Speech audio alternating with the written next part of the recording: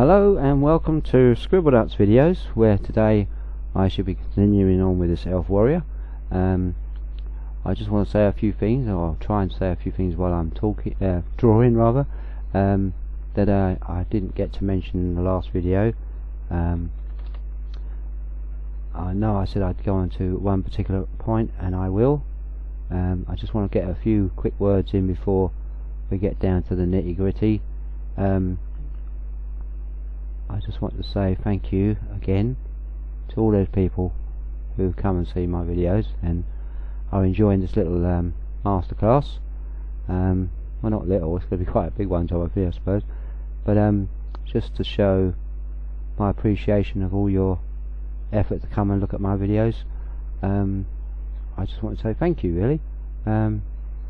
Also, we're going to go in today and we're going to start this. We'll work on the quiver because I was going to work on the bow, but I don't think there's much to do to the bow yet except for shadowing and stuff like that. So we will get in and do the quiver a bit more. We'll go in and get some detail in there so we can see better. I didn't show you everything, I suppose, on the last video, what I'd been up to. Reduce that down a bit. It's cleaning out there.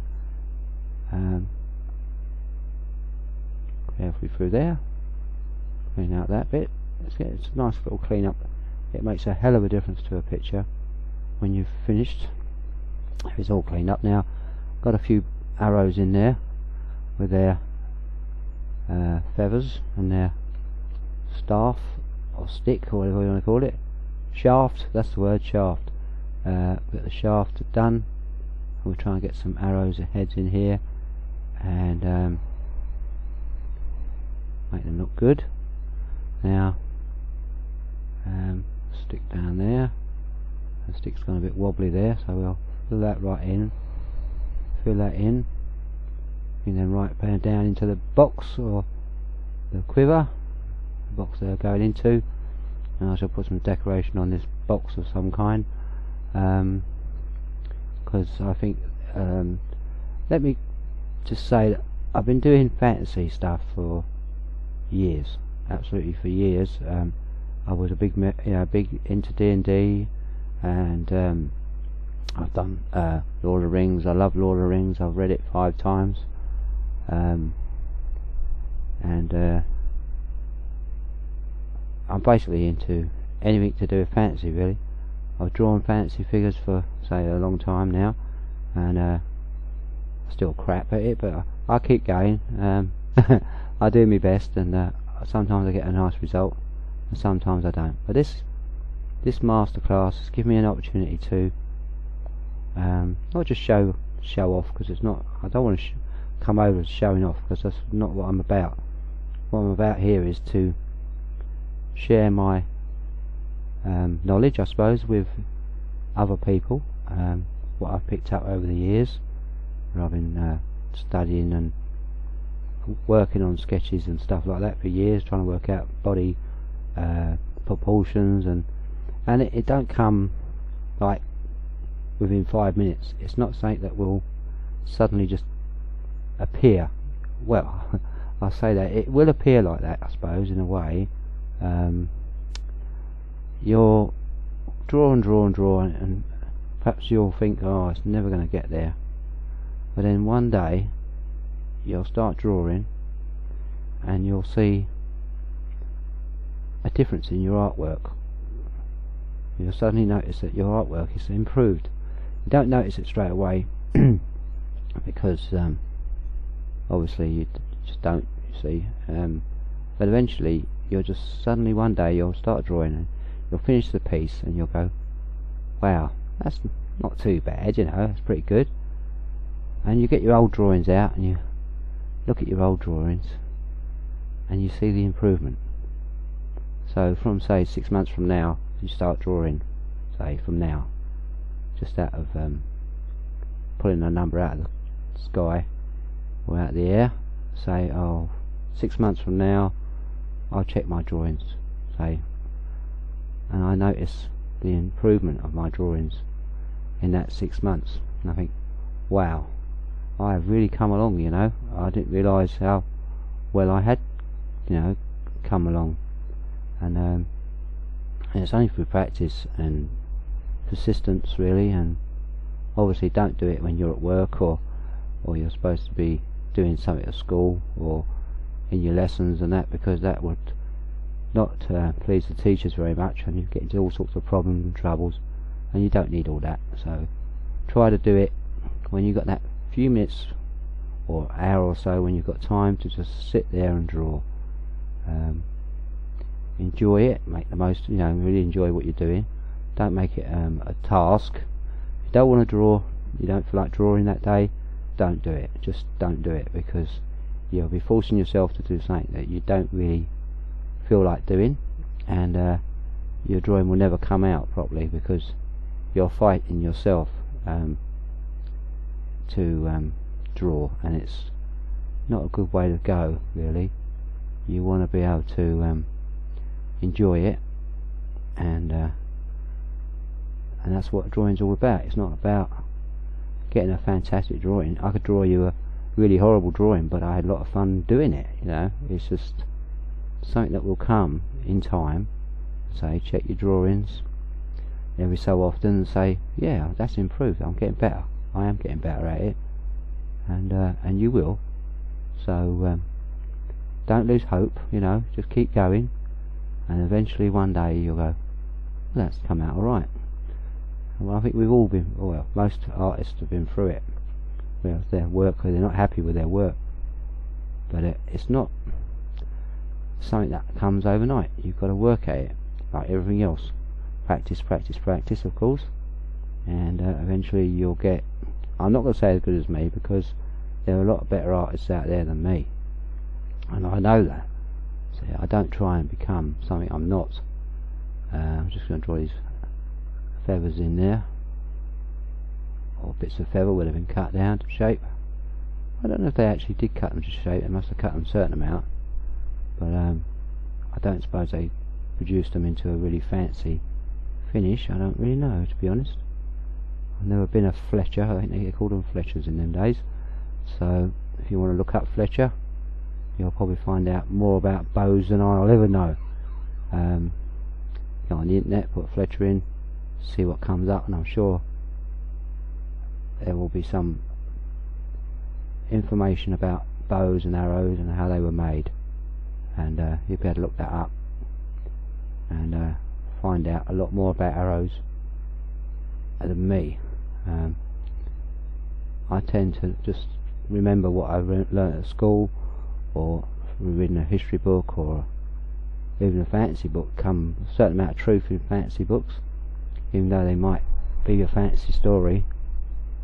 The actual writer would probably look up, he'd need to know his business, he would need to know how arrows were made. Say if he was trying to describe an arrow, or a certain kind of arrow, he would have to know to start with how it was made, so he would have had to look it up. So if there's any books on it, then it's fine, and I'll look at the books. Go to the library, just get a few books out on it. I'm not saying you have to be know every single thing about arrows, just have a quick browse, just browse through and learn a little bit, because a little bit goes a long way, as they say, or they used to say years ago. I don't know if they still say it or not, but a little information is also a dangerous thing for some people.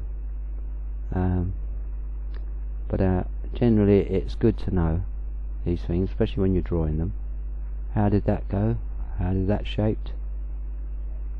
How many quivers would they get in a quiver?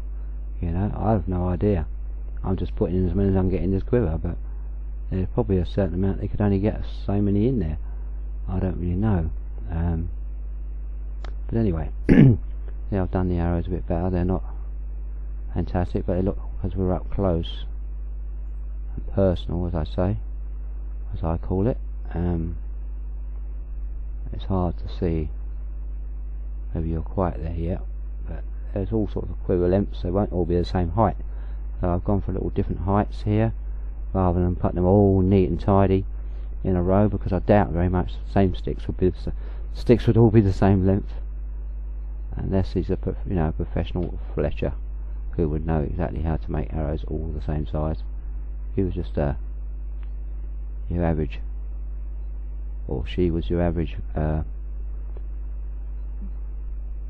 archer, then she would probably know how to make a certain amount of sticks at a certain length, or she might not even bother and just take the straightest sticks she can find.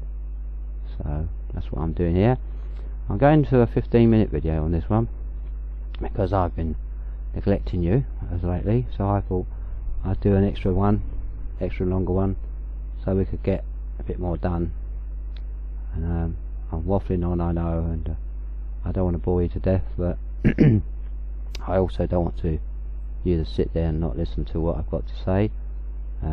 It might be useful to you, it might not, but anyway, whichever way it goes, I will try and do my best to inform you on stuff that I find out for myself that it might be able to pass on. You can't think of everything at the same time, so I might think of something in the next video. I think that's a bit sharp, that, don't you?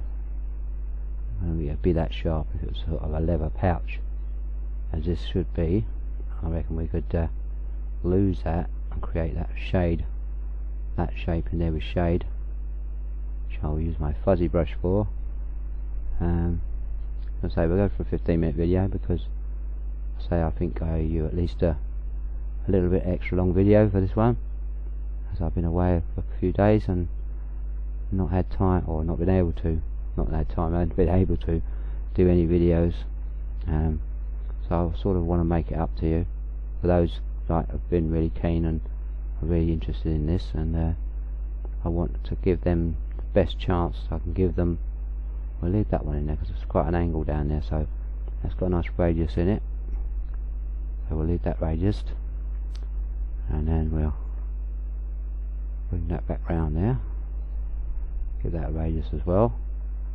That will surely curl around a little bit, so we'll go around there a touch, and then we'll rub out that corner there, smarten her up a bit before we put any more detail in. I'm trying to think of some sort of I'm already thinking ahead of what I'm going to do next, and I'm thinking of the pattern on the bow itself, and what can I say, let me think. We'll stay along the lines of the other thing that was on her armband.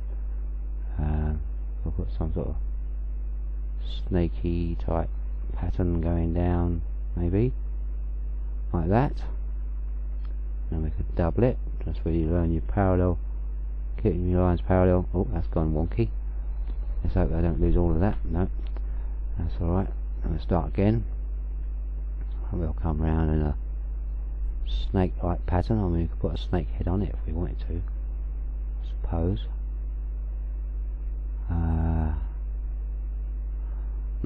Yeah, we could put a forked tongue maybe, and swell out the head a little bit more, make it a bit bigger. Just clean that out, and we're coming up to the 15 minutes already. That time flies, doesn't it? As I said before, every time we do something it seems to whiz by. We can put an eye on there. Obviously it's only a small detail, don't go too mad. We don't want to put, well, we could put some scales on it I suppose, but it's a bit small. We'd have to really go in there close up. We'll do that next time because I'm running out of time here. I do hope you're enjoying these videos. I'm sure some of you are, because I've had, as I say, some more likes and that, and I can see that people are interested. I'd like to thank the person who gave me the first like, which I really appreciated. When I saw that, it lifted my heart up and I felt really good, and I thought, yes, someone's actually appreciating my hard work, and I don't know who that person was, but thank you. That's all I can say really. That snake's alright, what do you reckon? His head's a bit more accurate there, but we'll I'll build up on that. I might do that offline actually, and we are now 15 minutes, so there you go. I'm going to have to quickly I'll pull out so that you can see it in the full. I don't know, you probably like to see it like that. You see the different size quivers and that. Anyway, I've got to go because the video takes too long to record otherwise, or update and stuff like that. So let's clean that bit off there. There's a scratch on my screen now, I think. Right, okay. I'll see you in the next video. Happy drawing, folks. Bye.